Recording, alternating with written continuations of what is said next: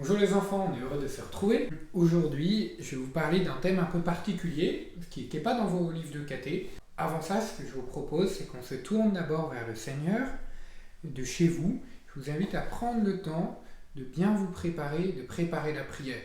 Sans doute, j'espère que chez vous, vous avez un coin prière dans votre chambre. Sinon, je vous invite à bien le faire pendant ce temps de confinement. Vous pouvez allumer une bougie. Vous voyez, moi j'ai allumé une bougie devant Marie et devant le Seigneur Jésus. Au nom du Père et du Fils et du Saint-Esprit. Amen.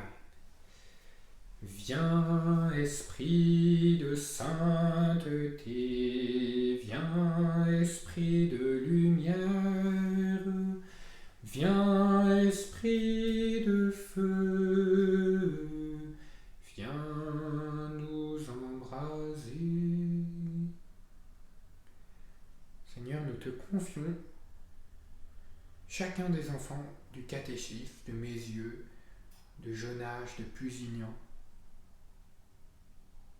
Viens les aider à vivre pendant ce temps de confinement. Viens bénir aussi toutes nos familles, nos parents, nos frères et sœurs.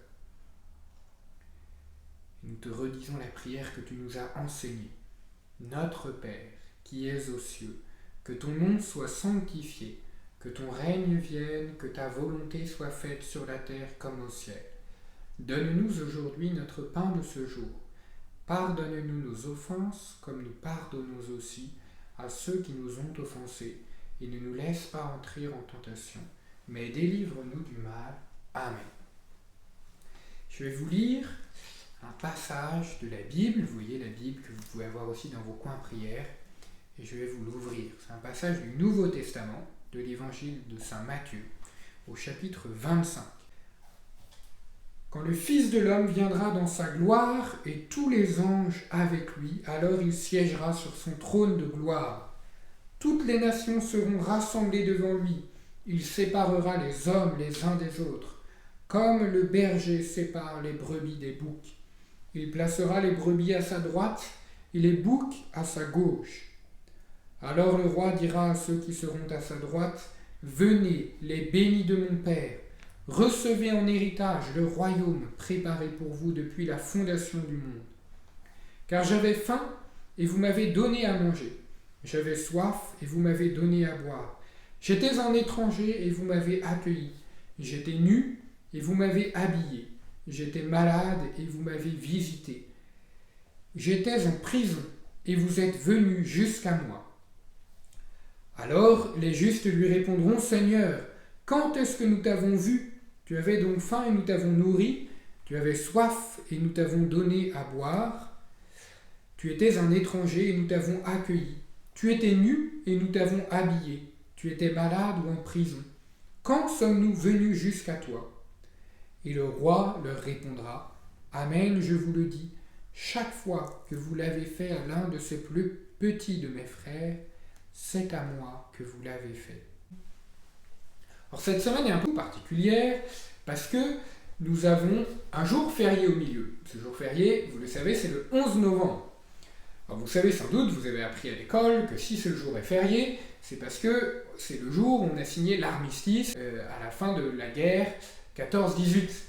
Mais c'est pas que pour ça. En fait, si on a signé l'armistice un 11 novembre, c'est parce que le maréchal Foch, vous apprendrez qui c'est en histoire, a voulu que ce soit le 11 novembre parce que le 11 novembre, c'est la fête du glorieux, du grand Saint Martin. Et donc aujourd'hui, je voudrais vous parler un peu de qui est Saint Martin. Vous savez que les prêtres de votre paroisse, nous sommes tous des prêtres de la communauté Saint-Martin. Ça veut dire que nous nous mettons sous le patronage du grand Saint Martin. Et donc Saint Martin, c'est un homme qui est né en 316, au IVe siècle, donc il y a bien longtemps. Il est né dans un monde qui était l'Empire romain. À l'époque, l'Empire romain, donc avec un empereur à la tête, régnait à peu près partout dans toute l'Europe qu'on connaît aujourd'hui. Et Saint Martin, il est né à l'est de l'Europe, en 316. Il est né d'une famille romaine, son père était officier romain, ça veut dire qu'il était soldat de l'armée romaine. D'une famille de païens, comme beaucoup à l'époque, ils adoraient plusieurs dieux. Ils adoraient des dieux différents, le dieu de la pluie, le dieu du soleil, le dieu des moissons, je sais pas quoi, plein de dieux comme ça. Mais, eh bien, en 316, on est quelques siècles après Jésus, et donc déjà le christianisme commençait à se répandre un peu partout dans l'Empire romain. Et donc Saint Martin, on pense que quand il a 10 ans, déjà il commence à entendre parler de Jésus. Et ça va le saisir. Et puis il va rentrer à 15 ans, vous voyez, jeune, encore adolescent, dans l'armée romaine, pour être comme son père, officier, soldat romain, pour aller défendre l'empereur. Et il va petit à petit découvrir un peu plus qui est le Christ, parce qu'on va lui en parler. Et notamment, un moment qui est très marquant dans sa vie, c'est ce qu'on va appeler sa première charité. Vous verrez, il y aura 3 charités de Saint Martin. La première charité, c'est que alors que Martin, donc soldat, se balade en habit de soldat romain, cheval, eh bien, il arrive à la porte d'Amiens. Vous savez, Amiens, une ville au nord de Paris. Et il va voir un pauvre qui n'a presque pas d'habit sur lui, qui est en guenilles et qui a froid. On est dans l'hiver, il a froid. Saint Martin va le voir, il va être pris de pitié. Et il prend son épée, qu'il sort, et il découpe son manteau en 2. Et il donne le manteau qu'il a découpé en 2. Il donne une partie au soldat. Pourquoi ? Parce que l'autre partie, elle ne lui appartient pas, elle appartient à l'armée romaine. Il n'y a qu'un bout de son manteau qui lui appartient, donc il donne le manteau qui lui appartient à ce pauvre. C'est comme ça souvent qu'on représente Saint Martin. Vous voyez, moi, j'ai cette petite représentation de Saint Martin. Peut-être que vous avez déjà vu comme ça un soldat sur son cheval qui coupe son manteau en 2 pour le donner aux pauvres. Eh bien ça, c'est Saint Martin. C'est la première charité de Martin à la porte d'Amiens. Dans la nuit qui suit, le Seigneur Jésus lui-même apparaît en songe à Martin et lui dit « Tu m'as revêtu du manteau. Ce que tu as fait à ce pauvre, c'est à moi que tu l'as fait. » Comme on a entendu dans l'Évangile. Vous voyez Jésus qui nous dit « Tout ce que vous avez fait au plus petit d'entre mes frères, c'est à moi que vous l'avez fait. » Eh bien, le Christ s'identifie à ce pauvre et dit à Martin « Ce que tu as fait à ce pauvre, c'est à moi que tu l'as fait. » Alors que Martin n'était pas encore baptisé. Mais donc ça va encore le faire grandir dans sa foi et peu après, il va demander et il va recevoir le baptême la nuit de Pâques alors qu'il a 22 ans.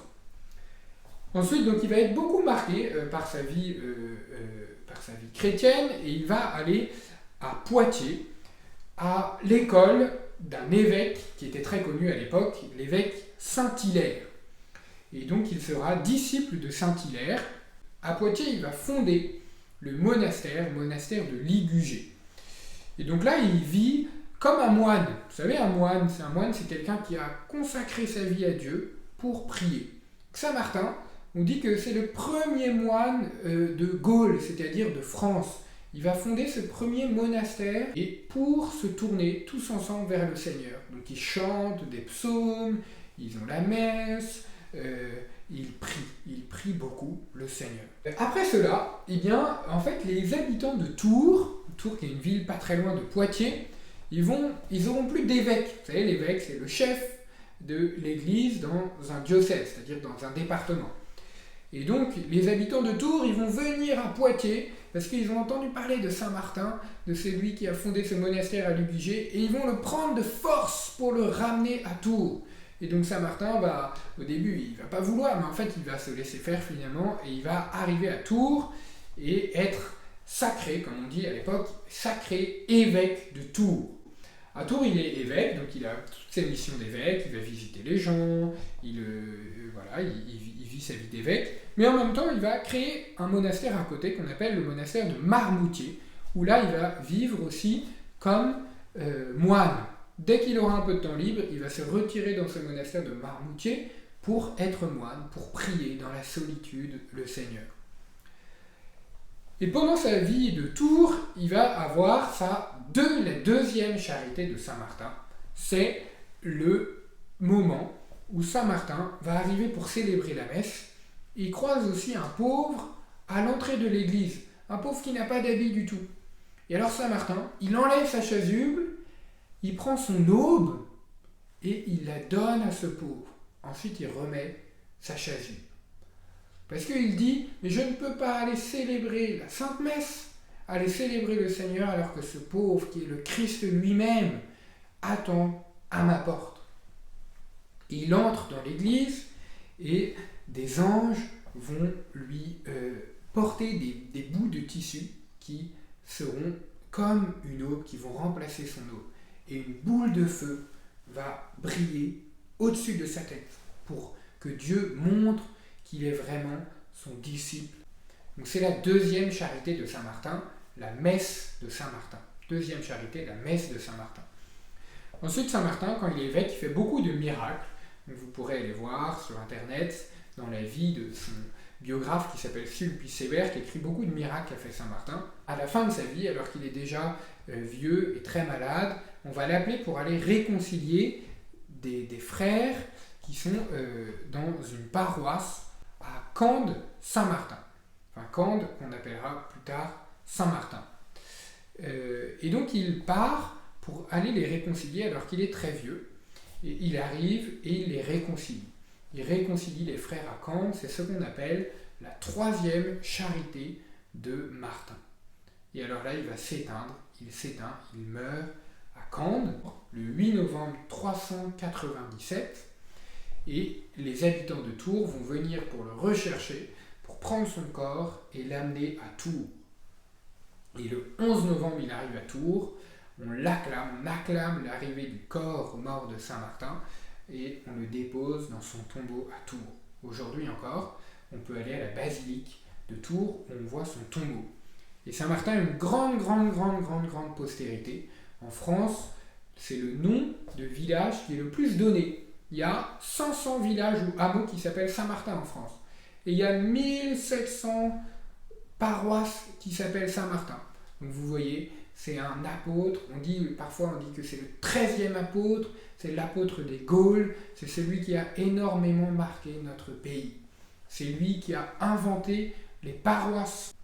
Et donc nous pouvons le prier pour notre pays, qui en a tant besoin en ce moment, prier pour que notre pays redevienne chrétien, comme Saint Martin a permis qu'il devienne chrétien. On va demander à Saint Martin de prier pour la France. Alors je vous pose plusieurs questions. Première question, c'est redites-moi les 3 charités de Martin. La première, la deuxième et la troisième. Deuxième question, comment s'appelle l'évêque duquel Saint Martin a été le disciple lorsqu'il est allé à Poitiers? Troisième question, quelle est l'année de la mort de Saint Martin? Voilà pour les 3 questions. Vous pouvez donc les envoyer par SMS, par mail à vos catéchistes. Et j'espère qu'on se retrouvera très bientôt, le plus vite possible, en vrai, si possible, et continuons de prier les uns pour les autres. Je vous salue Marie, pleine de grâce, le Seigneur est avec vous. Vous êtes bénie entre toutes les femmes, et Jésus, le fruit de vos entrailles, est béni. Sainte Marie, Mère de Dieu, priez pour nous pauvres pécheurs, maintenant et à l'heure de notre mort. Amen. Saint Martin de Tours, apôtre de la Gaule, priez pour nous. Au nom du Père et du Fils et du Saint-Esprit. Amen.